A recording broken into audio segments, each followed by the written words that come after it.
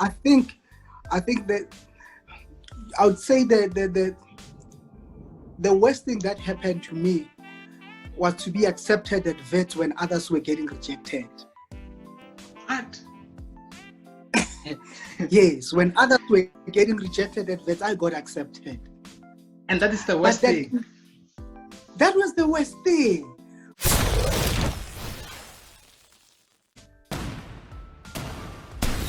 Okay, this is it. Convo Unscripted, and a platform where we actually have conversations of intergenerational significance, and a platform where we actually talk our minds, our ideas, and our thoughts. And today, looking dapper, looking like an advocate, a real one. We are joined by an advocate, a lawyer by profession, a motivational speaker, a mentor, a life coach. Yonkinto Puyawasha. We are joined by advocate Thabo Makuru. Gurus. Thank you very much, Benito. It's a tremendous privilege. With a person like you who knows quite a lot of people. You've got contacts with people who are overseas. You've got contact with people who are on the African continent. But for you to say, this time around, let me speak to this one, this village kid. It's much appreciated. It's much appreciated. You could have invited any other person. But for you, just to say that, let me invite this one. I thank you for that. And thank you for coming here. It's a conversation that actually I've been looking forward for. You were actually in my bucket list. I was like, so I have a bucket list of people that I actually want to bring to the platform, and you're actually in the bucket list. And I was just like, you know what? I couldn't wait. So let's start here, right? Myself, when I came to Vets, that's where I met you, right? And I even remember the very first time I heard about you, people were saying advocate Thabo Makuru. I'm like, okay, advocate Thabo Makuru. So I'm thinking, well, okay, this man is an advocate already. People are calling me an advocate. Only to find out that at the time, you were still a student. So you called yourself advocate before becoming an advocate. Talk about the power of manifestation right there.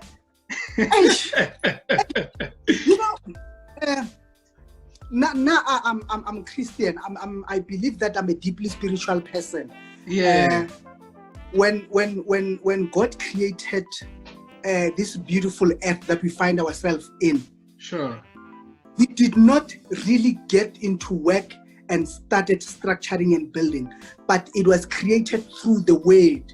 The power of the things that you say with your mouth. So there's an article that I read as well. I think it was written by a guy called, I'm not sure if it's a guy or it's a lady, Mahudu. I think it's a guy, yes.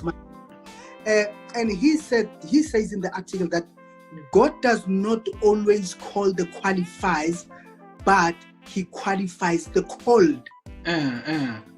So I started calling myself an advocate because I wanted to become one. I was so passionate about law.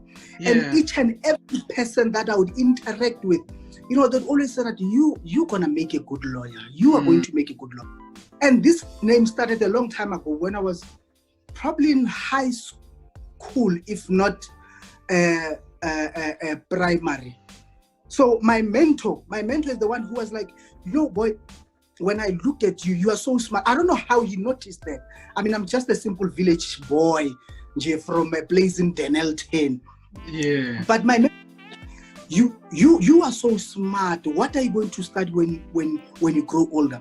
And I was like, no, I'm interested in law. And the reason why I love law is because how lawyers, how good they look. The language that they speak.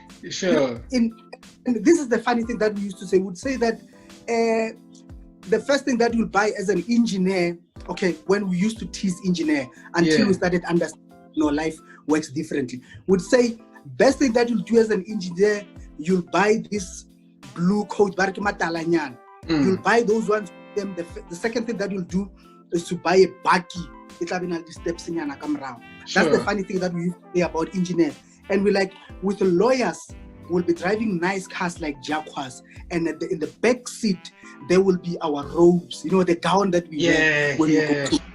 So that man identified, I think he saw a potential, in a young boy, and he was like, you know what? Then it means you are going to become an advocate. And since then, I spoke about it. Whenever I speak, whatever things that I used to do, I would imagine myself as already being a lawyer, and, God made it happen. God made it happen.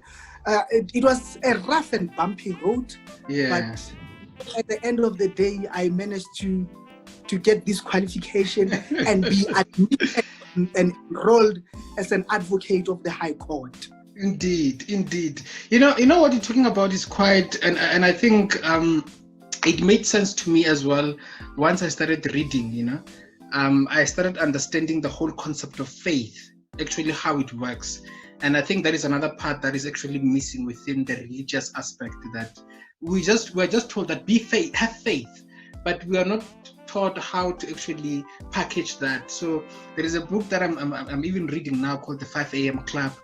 It talks about those kind of things, but how to sort of have Robin Sharman, yeah. Oh yes. Yeah, you got what I'm saying. So what you're saying is quite important, like the way in which, sometimes you hear people talking about, the universe will respond and everything like that. Before that, I used to take those things like people are just, but after reading that book and also reading Think and Grow Rich by Napoleon Hill, I was just like, actually, there is so much spiritual, understanding that we still need to get along the way. That is true. We tend to lack faith in ourselves. You tend to trust external thing more than you trust yourself, or more than you believe in God. If I were to give you a typical example, it would be that before you go to bed at night, this is what you do. You'd go to the switch and turn off the light. Sure. This and in your head, in your mind, in your heart, the minute I push this switch, the lights will go off. Sure. You have no doubt about it. But when you go into an exam room, when you want to achieve something in your life, there are doubts about it. Why don't you have doubts about when you get into a plane, that it's going to speed off after this take off and fly.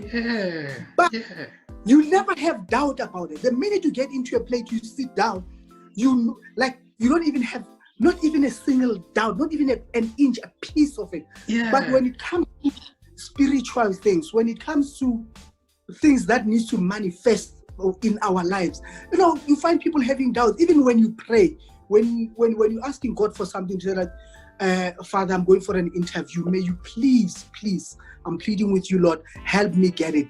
Instead of believing that you already had it, you don't have that. You still have got a doubt that, I prayed about it. No, it might happen, it might not happen. So when you start reading, when you start talking to people who are on a completely different level than you, then that's when you start understanding things in a particular way. So that is a challenge that we have as people. Our faith, it's not that strong. I feel like getting into the Bible, but that is fine. But our faith is not that strong, and most of the time it's very weak. You rather believe in, things that you see. You rather believe in science, because science most of the time can prove things. You believe that when you get into a train, when you get into a plane, it will move, then take off, start flying. You have no doubt about it. You don't even feel like, it might not even fly, but when it comes into the serious things about your life, when it comes to the goals that you want to achieve, when it comes to the things that you want to acquire in life as a young person or as a person, you have doubts about it. Wow. And the plain sort of illustration is actually, for me, I think is the epitome of illustrating faith, because in the plane you don't even know the pilot. You don't even meet the pilot, but you trust the pilot so much that you think that you're going to get to your destination. You don't even know the path that is it's being undertaken. You don't even know where you're going. All that you know that I'm flying to Cape Town, and I believe that this is the way to Cape Town. You know, for all you know, man might be flying you to, I don't know, Durban or Limpopo or a different country. Yeah. So that's the thing. That is the thing about life and people in general. And sometimes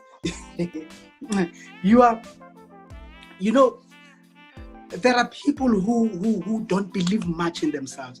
You know, there are people who always sit back and clap for other people doing things. We're not saying clapping and applauding other people who are doing well, it's a bad thing. But sometimes you'll be applauding people who are the pilot that it's driving or that it's flying the plane to Durban, whereas you the one who should be in there directing the plane. So sometimes you need to get into the driver's seat. You know, this is your life. Take control, take charge, get into the driver's seat, drive it to where you want it to go. Unlike sitting at the back and letting someone lead you. Yeah. Wow. I feel like, I'm in church, like it's a Sunday, even in the afternoon, around those times. You feel like shouting, preach. Yeah, I feel like preach, man of God, go deeper. When I think of you and when I think of your life, in particular, when I think about your academic life, the words that come to my mind is, patience, endurance, perseverance. You got what I'm saying? Because your academic journey, man, sometimes I'm just like, if that was me, I think I would have given up, to be quite honest. So you took 8 years at Wits to complete an LLB degree. 8 years, that's more double the time. And I'm just like, what kept you going? Because, sometimes course can deal to a point whereby, you just lose that and everything like that. Take me through that 8 years. What was happening? What kept you going? And how was it? And how has that transformed you into the person that you are today? I think that I would say that the worst thing that happened to me was to be accepted at Wits when others were getting rejected. What? Yes, when others were getting rejected at Wits, I got accepted. And that is the worst thing. That was the worst thing. Because, I could have easily got rejected and try somewhere else or try these other institutions that are at a lower level. But it was not an easy journey for me. One thing that I must say, I was the first one in my family to pass matric very well. Not the first one to pass matric, but the first one to pass very well. To a point that I was even accepted to study an LLB degree at Wits. And when you get into a tertiary institution, everyone around home was just excited. The schools that I've gone to, I've only been to 2 schools, Tushanang and Mpumelelo. Even the name of my school. Some comedian once said that sometimes the name of your school can tell you something about your life, or where you come from. People with money, they go to, Queen's College. They go to Lucas Saint High School. They go to Houdin. They go to Parktown Boys. But people who do not have money, they go to Kulandota Democratic High School. My school, it's Tushanang combined school. And my high school was Mpumelelo Secondary School. It tells you something about where I come from. Sure. And now, everyone was just excited that this man is going to study an LLB. To a point that every time when my friends introduced me to their friends, even with family members, when they introduced me to other people, they're like, hey, this is my cousin Thabo, he studies LLB at Wits. Right there and then, it puts you up there. But now, this man is not finishing. And this is the man who calls himself advocate. I mean, in first year, when I got to the, people already called me advocate. Then a difficult journey began for me. And this is another thing. When you come from villages, when you come from these schools, one difficulty that you're going to encounter when you get into institutions of higher learning, it's the language barrier. When you get to university now, people speak English. You get to a point where you sit in class next to a white person. You are being taught by white lecturers. And with schools that we come from, I tell people that you were even taught English in Sepedi. Sepedi is my home language. In a way that even with maths, it was taught in Sepedi. In a way that each and everything that the teacher said in English, they would explain it to us in Sepedi. You get into a class, they're like, I'm going to teach you about a verb kilidiri. That's all that you know. Then you get into tertiary institution, you realize, no, verbs are different. And there's a verb that is called don't, there's a verb that is called whatnot, which are things that we are not taught. So it was so difficult to a point that I even had to record my lectures. When I get into a lecture hall, this man speaks, and after the class, I'm like, I did not get anything. I would then start recording my lectures. I get into class. When he starts speaking, I hit the record. Then when I go back into my room, I sit down, try to listen to the recording. Right next to me, there will always be a dictionary. So whatever word that I do not understand, I'll have to refer into the dictionary and get the meaning. So first year, I passed. Not really, I don't really know how, this is where one would say, but others would even say it's the beginner's luck. So I passed, then come second year. It got worse. Failed. The university wanted to kick me out, but they're like, no, this is a diligent student, but he's just struggling. Let's give him another chance. He came back the following year, failed. They're like, no, now let's kick him out. He must go home and think about this and check if he really wants to study this. To a point that, some people even said to me, maybe law is not your thing, man. Law is not for people like you. Why don't you try something else? Not that I'm disrespecting other qualifications, but they'll say things like, why don't you try teaching? Try doing BA, These are the things that maybe they are for people like you. Or leave vets, man. Go to some colleges. Again, I'm not disrespecting colleges, because with people who are from vets, they think that they are the ish. Of course they are, but yeah, don't say others are not the ish. I call that the vet syndrome, Yeah, they would say, no, try colleges, try other tertiary institutions. But then I realized that no, if I leave vets, I'll be known as that person who has failed to complete his degree at vets.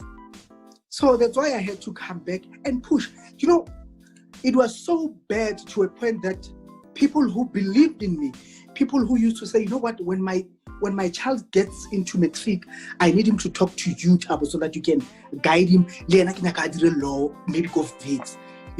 Some parents would even praise me, but Thabo bala buka tselo maybe bala ke bo Nelson Mandela, because Mandela studied law. Yeah.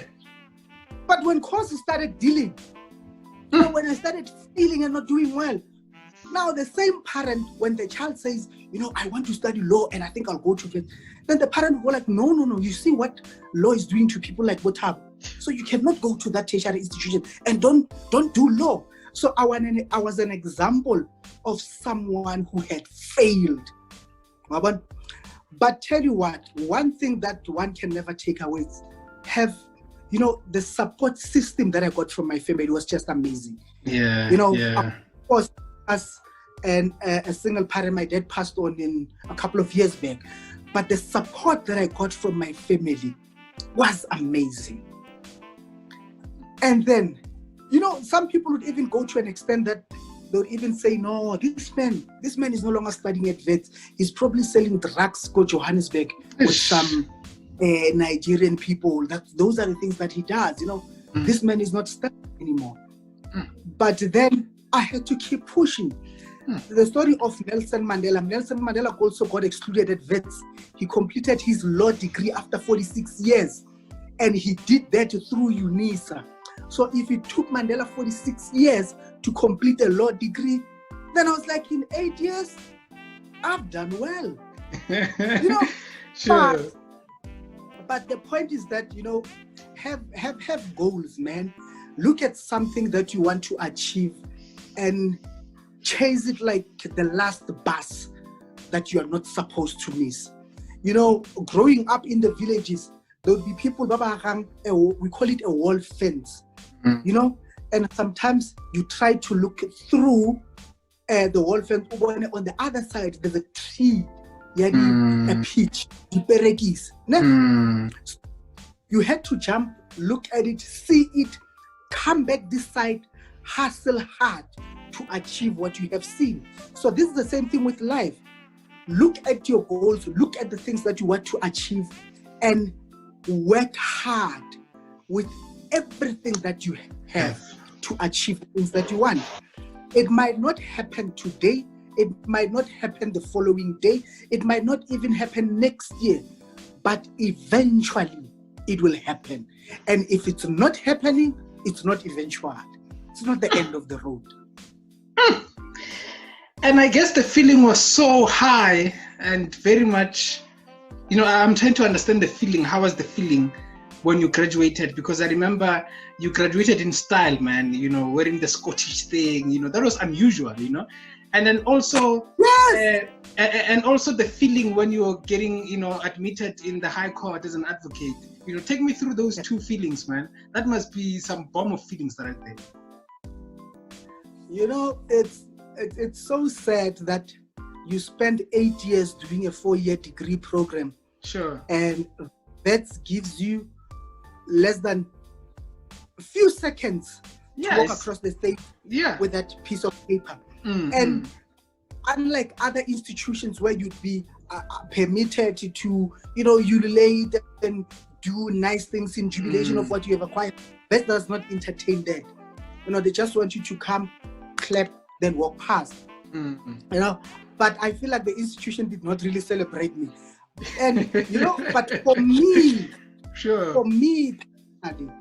my achievement was not only for me, but it was for everyone who believed in me as well. It was for people who looked up to me, It was for my family. It was for my village. If I had money, I would have hired a bus to drive everyone who wanted to come from my village to Wits, And, when people, after cooking, I love cooking. After cooking, when you dish up, people enjoy the food. People enjoy the meal. People will tell you how tasty the meat is. But one thing that has endured the pain, it's the pot that had to make sure that it doesn't bend the meat. The pot that had to endure all the heat to make sure that the meat comes out perfectly fine. Sure. So people came in, celebrated, they're like, no, you've done well. But the struggle that one has gone through, it's something that people are not aware of. The struggle that you go through, not having fees, not having accommodation, thinking, at some point, not in a bad way, but at some point, suicide, crossed my mind. I was like, if I've sent emails, messages, I was on Facebook, I would inbox people when I had issues with funding. I would send people messages, I would call celebrities, send them messages on Instagram, Twitter, all these things. I would send them DMs, pleading with them to assist me with funding. And I was like, it shows that there's no one who's willing to assist me.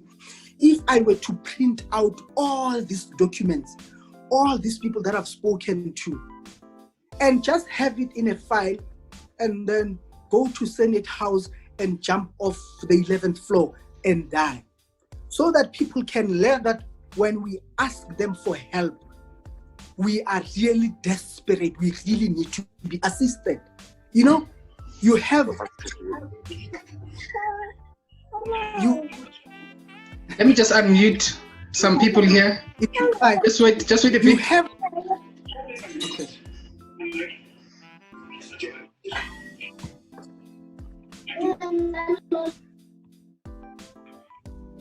Yes. So you have people who are watching your life, but they are not adding anything into it. Excuse me. Like, for instance, you have on Facebook, you might find yourself having 5,000 followers or friends. Then at varsity, for you to continue with your registration, you need 5,000 rands. If right about on Facebook, you've got 5,000 friends, you are in need of, okay, we can even take it to Twitter. You've got 20,000 followers. You only need 5,000 for you to be registered at VETS. Sure. If with all the people that you have, if each person was to pop out 50 rands or 100 rands, it would make a huge difference. Indeed. So people are just watching, but they are not really going to assist you. At the end of the day, the only person that you have, it's yourself. You know, try everything in your powers to achieve what you want to achieve. But the excitement, the excitement was there. I was like, after so many years, instead of, as a lawyer, you're going to wear a suit for almost the rest of your life. Sure. So I was like, one thing that I might not wear into the court of law, it's a kilt, a Scottish attire. So like, let me look at this thing. It makes you stand out. It makes you unique. You are different from other people. And the thing, I wanted it again to be remembered. So each and every person, when they look at me and they see, they're like, hey, your graduation was key, eh? And being admitted in a court of law, this is the funny thing. Previously, the Legal Practice Act only allowed you to be admitted after you have served pupillage. Same thing applies to candidate attorneys. Sure. If a lawyer, we've got the Legal Practice Act says now they are all legal practitioners. Sure. It's an attorney and an advocate. So for you to be admitted as an attorney, you must go work first as a candidate attorney, serve articles, go write board exams. Then you'll be admitted. As an advocate, by then, all that I needed to do was to make an application in the High Court. The law now requires you to do pupillage first. You go for this training. After the training, you get to be admitted. So there are certain things that are only waiting for you. There are doors that need to close. But before you go through that door, it will never close. So after getting admitted as an advocate, the door closed and Legal Practice Act now changed, and they started saying, before you can be admitted as an advocate, you must go through this route first. So, after so many years, but I was able to achieve what I wanted to achieve. And we continue to study further, but the feeling is good. Your title changes. Go to court, you represent people, and the sad reality is that most people who need legal assistance are people who cannot afford it, So now you must come in and assist someone who doesn't have money to pay your fees. To pay the legal fees. And sometimes the disrespect that we get from the public, you know, in this way, I would give you an example between a lawyer and a doctor. You know, we come to vets, I go to law school, the doctor goes to medical school. Sure. We complete after that. You will never go to a doctor and say, please examine me, but I don't have money. Consultation fee, it's a pre-requirement. You must pay that before you consult with the doctor. But with us lawyers, a person will come these are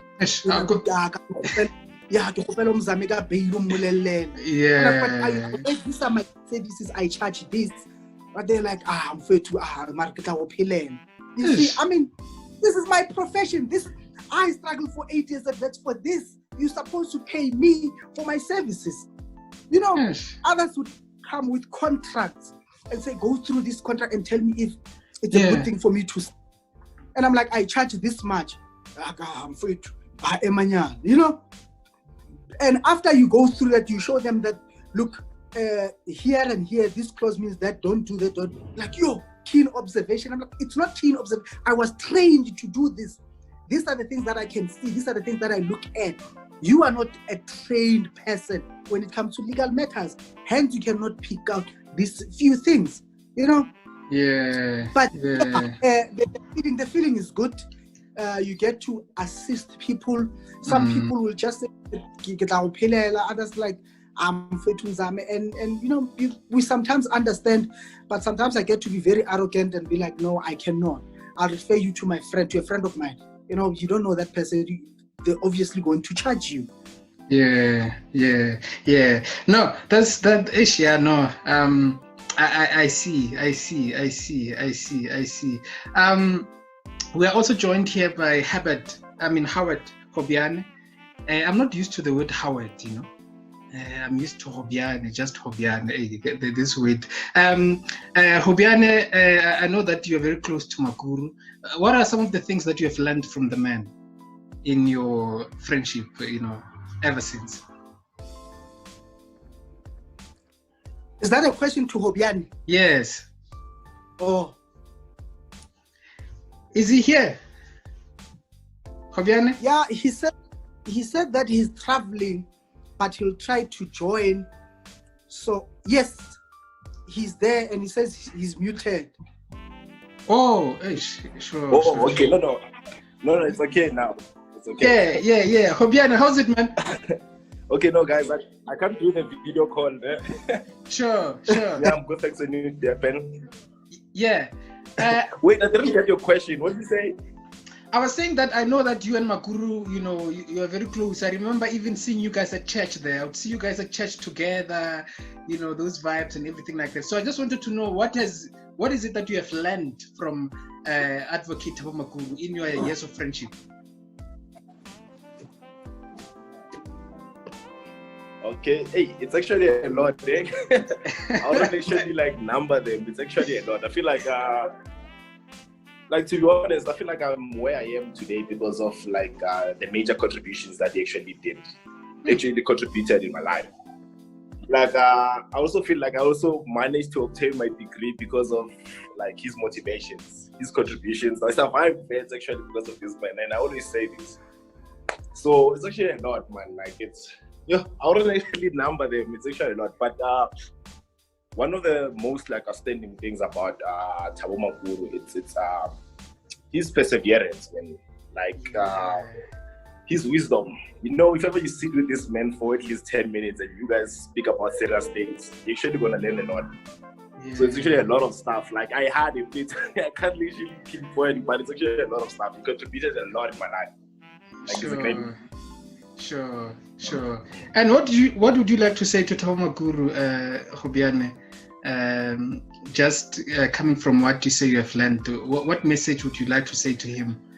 You know? Okay, I'd love to tell him to continue being him. Sure. Continue changing our lives, even though you're actually doing it indirectly. But just continue being you. You actually inspire a lot of people. And I'm actually proud of this man, though. Honestly. Yeah, no, thank you very much, Mr. Hobiane, for pitching in. I think it's great, to have this conversation and to actually have you here. And are you traveling, Yeah, I'm traveling. Sorry, man. Excuse the background noise. Yeah, no, thank you very much, man. It even means a lot that in your traveling, you just had some time to actually pitch in while we're in this conversation with Advocate Makuru here. I really appreciate it so much.